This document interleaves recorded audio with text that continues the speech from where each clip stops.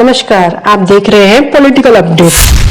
कल ही उन्होंने पश्चिम बंगाल के राज्यपाल पद से त्यागपत्र दिया है और साथ ही साथ जगदीप धनखड़ एक वकील रह चुके हैं और इसके साथ साथ वो चंद्रशेखर की सरकार में पार्लियामेंट्री अफेयर्स मिनिस्टर भी वो रह चुके हैं। 1990-91 के दौर की हम बात कर रहे हैं, तो काफी अनुभव उनके पास है। राज्यपाल का उनके पास अनुभव है, उनके पास केंद्र में मंत्री पद का अनुभव है। केंद्र में खासकर अगर हम मंत्री पद की बात करें तो पार्लियामेंट्री अफेयर्स मिनिस्टर वो रह चुके हैं और अगर वो उपराष्ट्रपति बन जाते हैं तो उनको राज्यसभा के संचालन की जिम्मेदारी भी उनकी होगी। राज्यसभा के सभापति भी वो बनेंगे, तो उनका ये अनुभव वहां पर भी काम आएगा। इस वक्त आप देख रहे हैं नामांकन पत्र रिटर्निंग ऑफिसर लोकसभा के सचिव को सौंप दिया गया है। ये सीधे दृश्य इस वक्त हम आपको दिखा रहे हैं संसद भवन से, जहां पर प्रधानमंत्री नरेंद्र मोदी, गृह मंत्री अमित शाह, रक्षा मंत्री राजनाथ सिंह, बीजेपी अध्यक्ष जेपी नड्डा और उसके अलावा तमाम एनडीए के नेता, जिनमें अनुप्रिया पटेल भी दिखाई दे रही हैं, केंद्रीय मंत्री तोमर भी वहां पर मौजूद हैं और तमाम केंद्रीय मंत्री, तमाम एनडीए के नेता वहां पर मौजूद हैं और इस वक्त नामांकन दाखिल करने की प्रक्रिया चल रही है।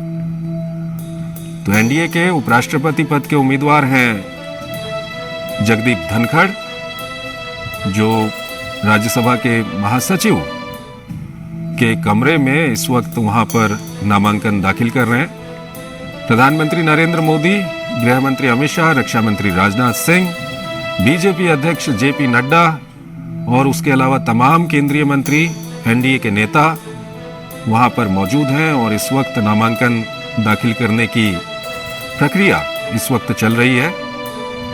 और जैसा कि हमने आपको बताया कि जगदीप धनखड़, जो मूल रूप से राजस्थान के रहने वाले हैं और उनके अनुभव की अगर हम बात करें तो वो 1990-91 के दौर में चंद्रशेखर की सरकार में पार्लियामेंट्री अफेयर्स मिनिस्टर वो रह चुके हैं और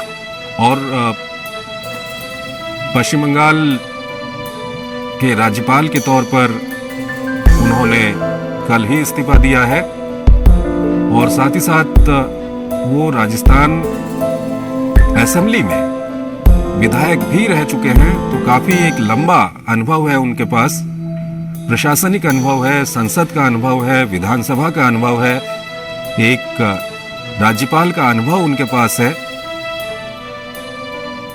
और सबसे महत्वपूर्ण बात यह है कि इस वक्त जो राजनीतिक गणित है वो भी उनके पक्ष में है और ऐसे में अगर वो चुनाव जीत जाते हैं और भारत के उपराष्ट्रपति बनते हैं तो उनको राज्यसभा के वो सभापति भी होंगे और राज्यसभा के संचालन की जिम्मेदारी भी उनके पास होगी।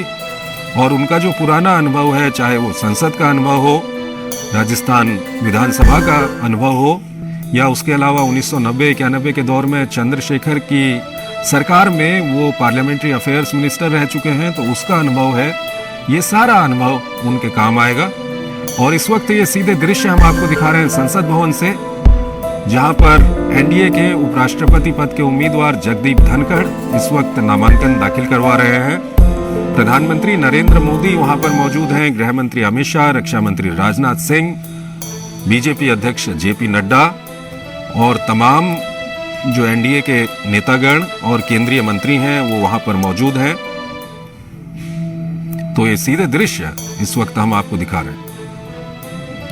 काफी महत्वपूर्ण आज का दिन है। आज एक तरफ राष्ट्रपति पद के लिए चुनाव चल रहा है संसद में और देश के तमाम राज्यों की विधानसभाओं में राष्ट्रपति पद के लिए मतदान चल रहा है, जिसमें एनडीए की तरफ से द्रौपदी मुर्मू और विपक्ष की तरफ से यशवंत सिन्हा उम्मीदवार हैं। वहीं उपराष्ट्रपति पद के लिए भी नामांकन यहां पर दाखिल कर दिया गया है। तो इस वक्त आप देख सकते हैं नामांकन दाखिल करने की ये प्रक्रिया इस वक्त चल रही है। प्रधानमंत्री खुद वहां पर मौजूद हैं और प्रधानमंत्री के अलावा गृह मंत्री, रक्षा मंत्री और तमाम जो एनडीए के नेता हैं, बीजेपी के अध्यक्ष वहां पर मौजूद हैं। और आपको बता दें कि विपक्ष की ओर से मार्गरेट अल्वा को उपराष्ट्रपति पद का उम्मीदवार बनाया गया है।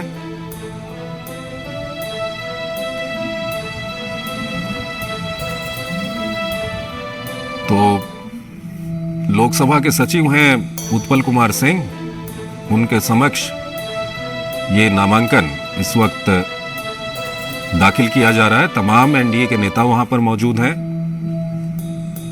खुद प्रधानमंत्री वहां पर मौजूद हैं, गृह मंत्री अमित शाह, रक्षा मंत्री राजनाथ सिंह, बीजेपी अध्यक्ष जेपी नड्डा, ये सभी लोग वहां पर मौजूद हैं। और आप देख सकते हैं कि उपराष्ट्रपति पद के जो उम्मीदवार हैं एनडीए के, जगदीप धनखड़, वो भी यहां पर मौजूद हैं। जगदीप धनखड़ इससे पहले पश्चिम बंगाल के गवर्नर थे और कल ही उन्होंने पश्चिम बंगाल के गवर्नर पद से इस्तीफा दिया है। और उनके पूर्व के राजनीतिक जीवन पर अगर हम नजर डालें तो वो संसद सदस्य रह चुके हैं, वो राजस्थान विधानसभा में सदस्य रह चुके हैं। साथ ही साथ 1990-91 के दौर में चंद्रशेखर के मंत्रिमंडल में वो पार्लियामेंट्री अफेयर्स मिनिस्टर रह चुके हैं।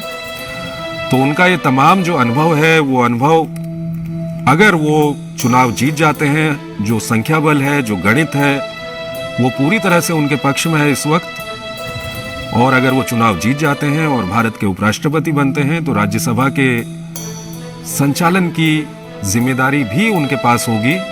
और उनका जो पिछला अनुभव है, चाहे वो एक विधायक के रूप में रहा हो या एक सांसद के रूप में रहा हो या संसदीय कार्य मंत्री के तौर पर उनका अनुभव रहा हो 90-91 के दौर में, जब चंद्रशेखर के मंत्रालय में वो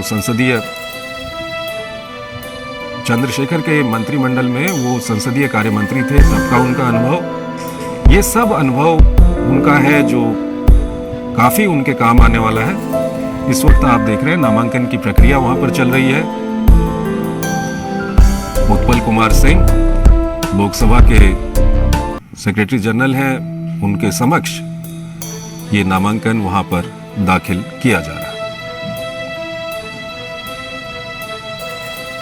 और विपक्ष की ओर से मार्गरेट अल्वा को उपराष्ट्रपति पद का उम्मीदवार बनाया गया है।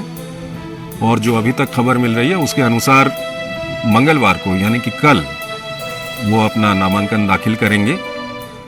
फिलहाल नामांकन दाखिल करने के बाद एक जो रिसीप्ट की पर्ची दी जाती है, वो पर्ची इस वक्त दे दी गई है। और आप देख सकते हैं प्रधानमंत्री का अभिवादन स्वीकार कर रहे हैं जगदीप धनखड़। तो एक महत्वपूर्ण पल है। और इलेक्टोरल कॉलेज की अगर हम बात करते हैं तो राष्ट्रपति चुनाव में संसद सदस्यों के अलावा राज्यों की जो विधानसभा के सदस्य होते हैं वो मतदान करते हैं। लेकिन अगर हम उपराष्ट्रपति चुनाव की बात करें तो इसमें सिर्फ संसद सदस्य इसमें मतदान करते हैं। पॉलिटिकल अपडेट्स के सभी दर्शकों का धन्यवाद। ऐसे अपडेट के लिए हमारे चैनल को लाइक करें, शेयर करें, सब्सक्राइब करें तथा कोई भी अपडेट आप तक जल्द पहुंचे, इसके लिए बेल आइकन को दबाएं। धन्यवाद।